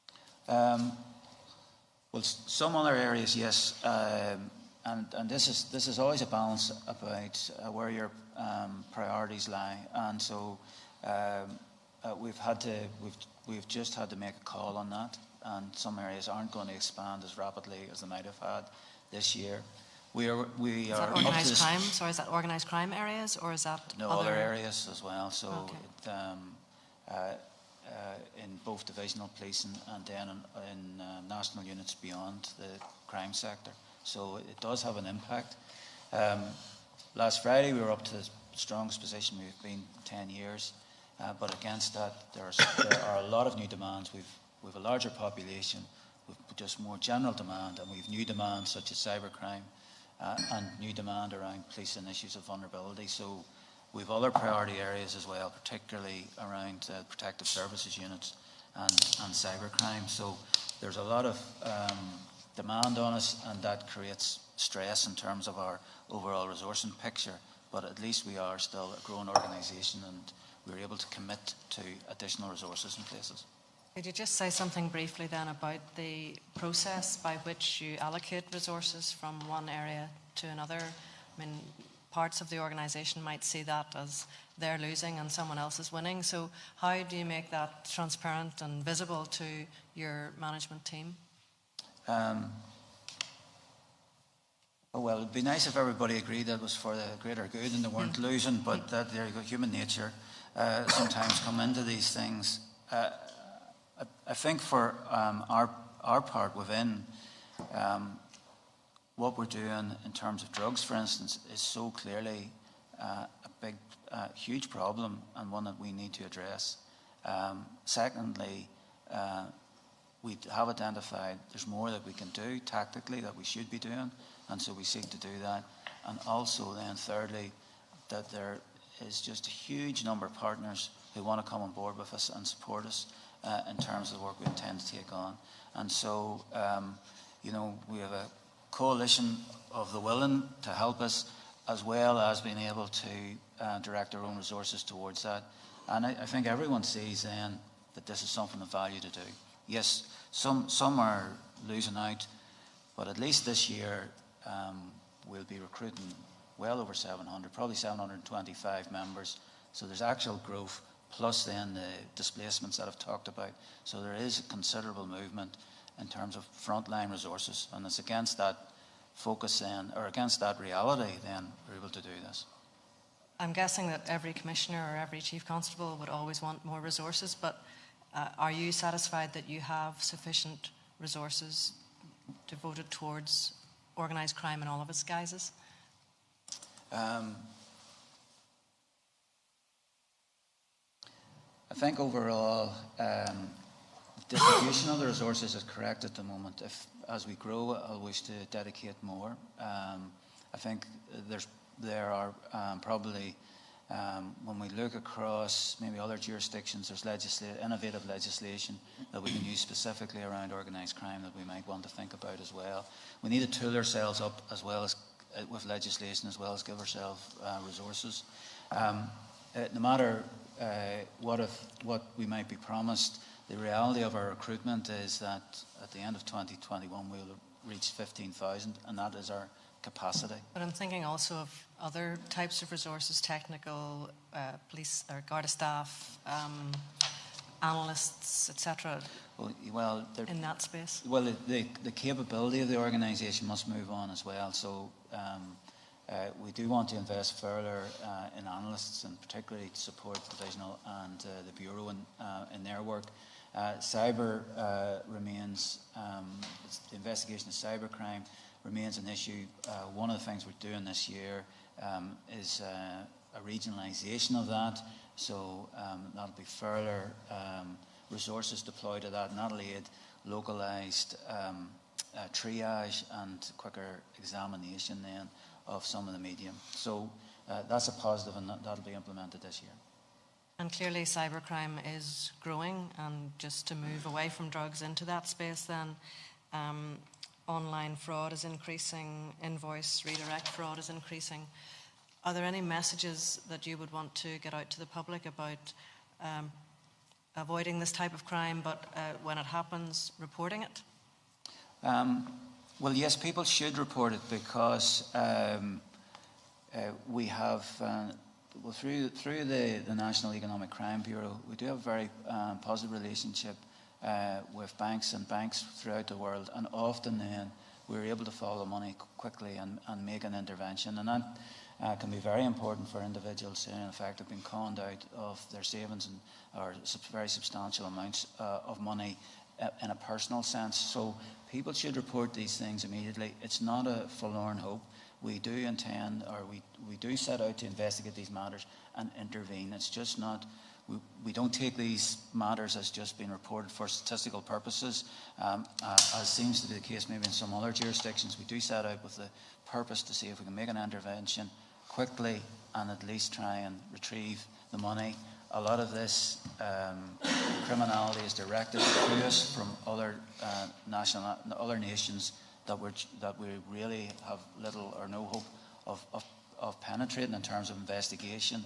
But quick reporting does mean that, well, if we can at least attempt to ameliorate the damage and the loss to an individual, but also then warn others as well. And this type of opportunist fraud is constant, ongoing, and does involve the mass targeting of individuals to see then, in effect, does anyone take the bait? And are you satisfied within the organisation that you have the appropriate basket of skills to deal with these crimes, some of which are highly technical and multinational in nature? Well, I look to John, because John's been involved around the investment in this now. Yeah, well, we have a lot of links at an international level, and in terms of training, for example, the CPOL, the European Training Police Training Entity, on a daily basis almost, I have people receiving training in some aspect of policing, whether it's financial fraud or human trafficking or some other type of fraud. We, within the centre then in the Garda National Economic Crime Bureau, they run a fraud course for members throughout the country, and it's at a significant level. So that ensures that there are people skilled up right throughout the force to ensure that they have the ability to investigate the more complicated types of fraud, and fraud that of a nature that they wouldn't have experienced in the past. In relation to fraud such as invoice redirect, it is essential not only to make contact with us, but to do it immediately. And that's a message we try and get across to people. They deliberate for a long time before deciding to report it, and in fact the opportunity may be missed. And above anything, we would say, don't hand over money to somebody or an entity or through the internet to somebody at the other end who you've never interacted with before. And regrettably, people are handing over practically life savings in some instances. I'm aware of one situation where a person handed over €600,000, which is very unlikely going to be retrieved. But I am aware also of one case where a person phoned me personally because they didn't know who was working in the fraud area, having known them at an earlier time. And within 12 hours, there were 2 people at a bank in Turkey withdrawing £50,000 or €50,000 each out of an account. However, immediately after I received the phone call, I contacted Part Lorden, the chief in the Economic Crime Bureau, and through international contacts, he had arranged for the money to be frozen. So within 12 hours, that money would have been gone. So that is the nature of the type of frauds involved. So it's so important to A, report it, but B, report it straight away. Yeah. Exactly. And I'm just struck, we have been struck in the Policing Performance Committee by the reductions year on year in burglary, and welcome that very much. But how much of that is a function of the success of Operation Thor, or actually a function of a diversification in criminal activity into this space rather than into getting into people's homes? Far less risk getting into their computers than there is getting into their homes. It's probably a number of issues. When I was policing the streets many years ago, handbag snatches were a common feature. You don't hear as much about that now as you did then. But where a person, and it was a horrible crime obviously for the victim, and they may lose whatever amount of money they had on a given day in their handbag, now they can lose their life savings from a bank account, and that's a much more profitable type of crime. And in fact, the hand that is taking the money may be in another continent. So it's much more complicated from a policing perspective. But when one examines Operation Thor, you know, that is an aspect of it, that people are diverting in terms of the crime type that they engage in. But also, I think we've got better at targeting those involved in burglaries, the coordination of units throughout the country, the coordination at an international level, and the coordination at the centre, where I hold meetings with all the regional supers, exchange information. That ensures that we are targeting those people who are the most prolific burglars, and soon after, for example, people who we know are likely to commit burglaries are released from prison, we will already be targeting them, and that has proven very successful. In one case in recent months, we had information that people were leaving this jurisdiction to go to another jurisdiction to commit burglaries, and within hours, teams had been established elsewhere, and 3 different burglary teams were arrested in quick succession. That's really good to hear. I need to draw this particular part to a close, but in closing, I wanted to ask one final question, and I am really encouraged by what you've said there. But this is a part of police activity where the Code of Ethics has a particular resonance. And as Vicky was asking earlier about the vulnerabilities in terms of people involved in investigating organised crime, I just wanted to ask a final question, not about necessarily signing up to the Code of Ethics in your area, but more bringing the Code of Ethics to life, embedding it. So is there an example or examples that you could quote to me where the Code of Ethics has really come to life in an operation, or a member of the Garda Síochána or a member of Garda staff has said, well, perhaps the Code of Ethics has a particular application to this investigation? Is there anything you can... Well, what I can say is that in the Garda National Drugs and Organised Crime Bureau, where the most serious of crimes that we're discussing are investigated, there is a section in there, a governance section that has been established, and there is a superintendent who pushes the ethics aspect of things as part of his function, and that obviously ensures that in every operation that we undertake, that ethics is at the centre of it. And when one is dealing with drug-related crime, obviously there is a temptation for police officers to take shortcuts. So aside from whatever governance we set down, I also make sure that when I am talking to people who join that bureau, for example, that I say to them, I don't want you as part of this team unless you are people who will achieve results in a manner that is in accordance with law and in a manner that is ethical. And I think, there are ways of monitoring that. So, for example, if you look at the success achieved in recent times by that bureau, for example, when you see the amount of pleas of guilty, that is an indication, that there is nothing untoward about the nature of the prosecution involved. And in fact, if you look at the success achieved, if you just take from the 1st of January 2019 until, I think, the end of last month, I think there are 34 cases that the Drugs and Organised Crime Bureau were involved in where a sentence of more than 5 years has been given to the convicted person. 8 of those cases dealt with in the Special Criminal Court, and I think 5 of the cases dealt with in the Special Criminal Court had sentences between 11 and 13 years. So a huge amount of success, but ethics was central to the way that all that success was achieved. Thank you, and congratulations on those successes as well. Well done. Thank you. Thank you, Judith. Before moving on to the next question, I wonder if I could ask the Commissioner 2 brief questions, I think. And it's picking up from, the first one picks up from something that Judith said earlier in relation to the drugs initiative, the significance of which is not remotely questioned. I was going to ask, was it a source of surprise? Let me put it this way. It was a source of surprise that an initiative which was launched so quickly in this year hadn't been reflected as part of the policing plan for 2020. In that, it's an operational decision, and I think we need to be agile in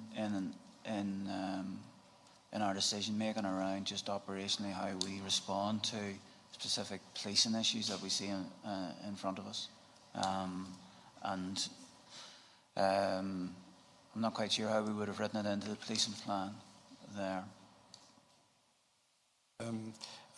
Agility is to be commended, but you're confident that it won't hinder the capacity to achieve the other elements that are in the policing plan? 99% confident that we are putting a lot of resource into this to make it actually have an impact, and have an impact, right across Ireland. Then we need to put the consequent resources to it. At the same time, we're a growing organisation. We have other resources as well, and we're always policing a broad continuum of demand and incidents, and that carries on. It's just that we wanted to have a particular focus on this area, and be seen to have a focus and work with others in addressing this problem. Not remotely in question. The second brief point I wanted to make was that when you talk about organised crime, and particularly perhaps in the area of drugs, one of the realities of the times in which we live is that increasingly young people, and indeed children, are being drawn into that, and threats are made and carried out, as we have seen, against children. And in circumstances where the Garda Síochána becomes aware of threats, it gives, in the normal course, it gives warnings to people against whom threats are made. What is the position when you become aware of a threat being made against a child, somebody under the age of 18? Is there a particular approach that you take? Do you engage with other agencies? Are there particular measures that you can... And I'm not talking about any individual case or instance. It's just, it regrettably appears likely that this will be more a feature of our life than it has been. And I just wonder what your approach, what the organisation's approach is to that question. I'll pass to John, please. Well, when you look at the number of threat to life incidents that the Garda National Drugs and Organised Crime Bureau have intervened in since the Regency incident, I think it's about 75 at this time. They are situations where there was a threat to life. We would have notified people that there was a threat to life, but did not walk away. And clearly, we pursued the issue despite the advice we may have given. And in some cases, we may have advised people, including families potentially involved with younger people, to leave and leave wherever the threat was most likely to be implemented. But yet they remain there. And in many of these cases, these 75 cases, we have been there in significant numbers because we followed the threat and to ensure that the person was not injured or killed by those who had the intention to do so. So there is a lot of work involved in that, a huge amount of resources in continuing to protect people in those circumstances. But aside from what the Garda National Drugs and Organised Crime Bureau does, if you take Dublin, for example, Pat Leahy will have a lot of staff tied up on a daily basis, patrolling areas where people are residing who are subject to threat.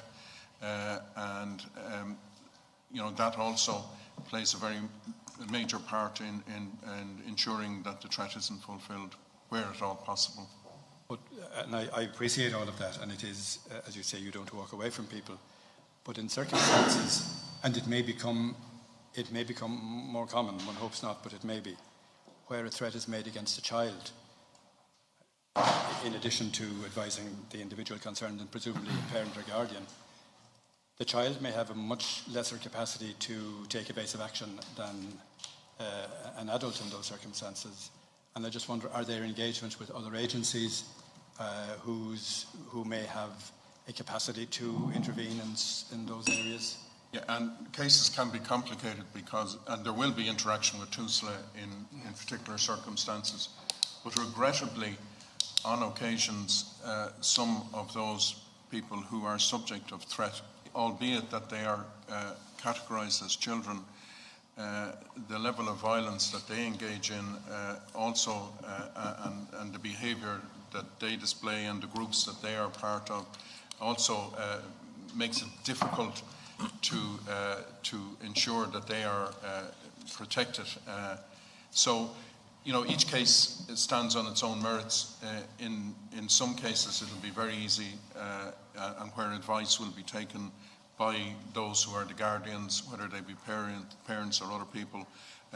In other cases, you would have what could reasonably be described as children that are out of control, and they are the most difficult cases for us. And indeed, other agencies, including TUSLA, to take action that can be effective in protecting the child. But they are children in the course of the law. However, they may have departed from the innocent virtues of childhood. They are children, and putting children first is we may come back to that at some stage. Well, we do engage with TUSLA, and one could envisage a situation if they carried on and threat layers on top of threat where there would be other statutory intervention as well. Then. But the Children First guideline is the guideline that is used invariably in each of these cases. Thank you for that. The final substantive item, there are one or two issues just for noting at the very end, is that of community confidence, and Paul is going to lead on that. Thank you. Yes, I just have a few questions on this. I suppose beginning with some good news, when you look at the public attitude survey, very high levels of community confidence in the Guards. I think about 90% in terms of trust, which is very significant and very positive. I'm just wondering, have you given any thought to what you think are the drivers of such high levels of community confidence? Oh, well, I think it's very clear in the vast majority of places that I would visit, the local stations, etc. There's just a huge link between the local community and Garda Síochána, local personnel, deeply embedded in the society that they live in, well known as being members of Garda Síochána as well, and therefore there's their presence obviously through work, but there's also their presence in about their private lives, where everybody knows exactly who they are, and very often they are in positions of being stalwarts of the community. And I would also say, like, when I speak to members of the organisation, like, one of the first things I'll always talk about is the local community, the connections to the local community, and the relationships that they enjoy. So, in lots of ways, this is in our DNA about the connection. We do recognise then there are areas which are difficult, and certainly more difficult, because that connection is limited just because of the nature of an area, and that members in Garda Síochána aren't living there in reality. And also then you have increasing new communities who don't know Garda Síochána well and view law enforcement with some suspicion, and that suspicion can be well justified depending where they're coming from. So we do have an obligation to keep on reaching out. I would say that we do that in terms of our relationship with ethnic minority groups, and that is a constant focus of our community policing as well. And also then the local responsiveness. We take very seriously our engagement with the joint policing committees, being responsive to the issues they raise, and having a good relationship there in terms of responding to local concerns and doing something about it. Well, just maybe building on that and that issue and the slightly more difficult environments that you touched on, because there have been a series of reports, certainly in the media, but also more substantive reports in the last couple of months about particular difficulties, say for instance in the south inner city in Dublin, in Cork, in Inchicore, in Drogheda, etc., where there are very high levels of intimidation and fear. We've discussed some of this earlier. But those matters that cause very significant distress in local communities that might not in and of themselves be terribly significant crimes, but antisocial behaviour, low-level intimidation, difficulties in public transport, etc. How are those matters, especially in those difficult environments where there may not be a permanent Garda presence, how are those addressed? How are those, first of all, identified, I suppose, and how are they addressed? They are identified and are illustrated by our commitment in terms of the personnel and the continuing uplift of personnel. So in areas, and as you've outlined already, we've made ongoing commitment in terms of the student Gardaí being appointed. So even only last Friday we had 30 from Templemore passing out and being assigned to Coolock and Ballymun. And what we seek to do there is to invest in our community policing in particular, that we have a strong and visible presence, and people can take heart from the fact that we are there and identifiable. And also then within that, the tactics that we deploy in terms of making sure that the Garda members become known, engage with all the various local groups they can, and engage then in partnership with the other statutory partners and voluntary groups. And that has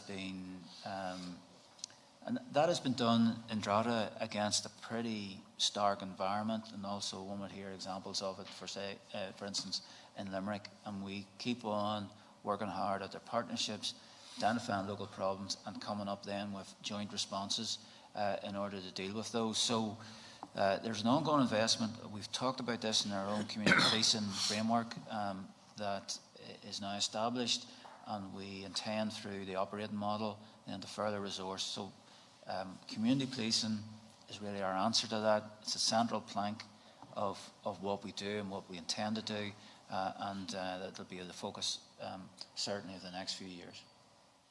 Just in terms of the operating model, I suppose one of the issues when you look at the public attitude survey is that while the stats in relation to community confidence are very high, they're not disaggregated in terms of specific areas. Presumably you'll have more of an insight into different levels of community confidence when you have the operating model up and running? Well, the ongoing survey will be disaggregated across the divisions. Across the divisions.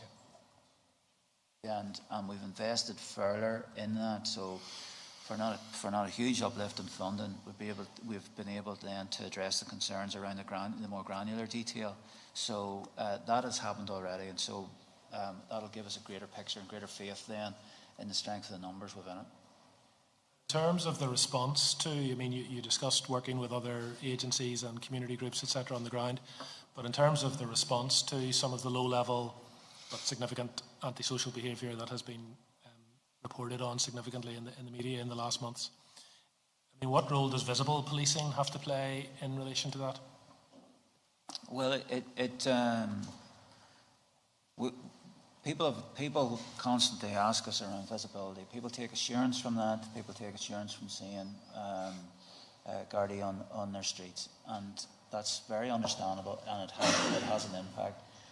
We ourselves are committed to that, and we deliver that then through our deployment, but also then releasing more Gardaí for frontline duties. Now, those frontline duties don't necessarily mean everybody's going into community policing. We want to bolster other areas that we've touched upon, certainly some of the National Bureau, but we are in an overall programme around making sure that our operational impact, which includes community policing, and part of that's visibility, is improved upon, and we maximise that. And just one final point on this, but you talked about how important the role of local members was in relation to actually living in the community, but of course in some of the more difficult areas that we've discussed, guards perhaps don't live in those communities. What extent does recruitment afford you an opportunity to address that issue? To some extent, but joining the Garda Síochána is actually, you get paid. You're in a regular wage. In effect, it allows you to move on, and that's just the reality. People then drift away from those areas themselves, become house owners, etc. So and move out in the way. That's been our experience. I was talking to a couple of individuals from various areas, and it would have been great for us to think that they were going to reside there, but life was moving them on. They're in regular employment, and be able to get a mortgage, etc. No, I appreciate that. But even in terms of targeting areas or groups for recruitment, yes, of course, in the fullness of time, people might move on, but there is something to be valued, surely, in trying to ensure that recruitment is drawn from across socioeconomic groups and from perhaps some of the more difficult communities that you have to police. Oh no, absolutely, and our intention in our last Garda recruitment campaign was to make sure we were outreaching. We'll have to see how successful that's been overall, but it is a question as we do want to outreach. There is an imperative on us becoming more representative, and that in itself will lead to community confidence. Can I just add, in terms of dealing with the concerns of the communities, we have an inspector dedicated to drugs intimidation in each division, and I met them all recently. But also, what's of huge concern within communities is when they see people who accumulate wealth through drugs. We also have an asset profiler within each division, and as I passed through Rosscarbery 48 hours ago, I bought the Sutherland Star, which has as its headline a picture of cab towing away cars, taking Rolex watches in a rural town in West Cork. And this is the role that we can play by having these people dedicated in those areas to discovering who's doing the intimidation and who's benefiting from crime. Okay, thank you. Thank you, Paul. There are a few brief points, Commissioner, just at the very end, for mention rather than for any substantive discussion. First is in relation to the issue of the management of DNA samples. And we know that work on the final report is underway. Is there any indication at this stage when that work might be completed and when we might be able to have that conversation? The situation is that we are examining a period from the 20th of November 18 to the 3rd of April 19, and that involved a total of 46,179 samples. We discovered that there were about 4,446 that were problematic. That has now we're concentrating now on 521 samples, and we're working in cooperation, continue to work in cooperation with the Forensic Science Lab in terms of trying to get to the bottom of each of those. We'd anticipate another 4 to 6 weeks, and hopefully at that juncture we should have a final report. And when I say a final report, there will be cases that will be problematic. I think we've taken about 70,000 samples in total to date, and discipline may well arise in some cases where people have been totally neglectful in the way that they dealt with the relevant provisions of the Act and the sample that they took. But we will have brought it as far as we can in terms of our investigation of what took place, and a substantial amount of remedying acts have been engaged in order to ensure or to attempt to ensure that we won't have any problems into the future of the nature of that which we had in the past. Some of that assisted by technology such as our new investigation management system, a new property and exhibits management system, and as time progresses, we hope those new systems will also help in ensuring that any issues that have arisen in the past will not be repeated in the future. Very good, thank you. John provided me with a pretty comprehensive report dated 11th of January, and I've also engaged in correspondence with Judge Murphy, who's the chair of the DNA Oversight Committee. So if I forward on that correspondence, that's not the final position, but at the same time, it's a clear indication of the direction of travel. Very good, thank you. We'll perhaps come back to that in April then. The 20th of November 15 is the date yes, it commences. Thank you. There were two others. One was on driver training, and thank you for the information that was provided last week in relation to driver training. And we know that the strategy and policy in relation to the needs and how the needs and the demand will be met is nearing conclusion. We would like to have this as an item on the April meeting, and are you confident that the policy will be complete at that stage? I'm more than confident, Chair, insofar as that the policy is just being reviewed at the moment, so I'm waiting on just amendments to it if we have to make it. The instructor training is progressing nicely, and the interviews are finishing this week in respect to that, and then they will go into training. I signed off on the outsourcing of some of the training as well, to front load some of the training as well.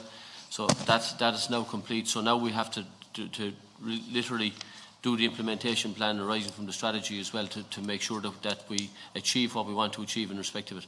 So I'm very hopeful that by April that we will certainly have a very strong process going forward in respect of it. Very good, thank you, Dave. And the final is on the question of the youth diversion programme, and there are a number of outstanding issues on which information is required, about which the Chief Executive wrote after our last meeting, and I don't want to spend any time on it now because apart from the fact that we've run out of time, but we will pursue that in the coming weeks, and perhaps we could have some completion on that in advance of our next meeting. And in bringing the meeting to a conclusion, can I just say a number of brief things? First, that it was Dr. Debbie Donnelly's first public meeting with this new member. Well, relatively new, she's now had 2 meetings and a number of committee meetings, and that's no longer new in our calendar. But silent today, but not so in the future.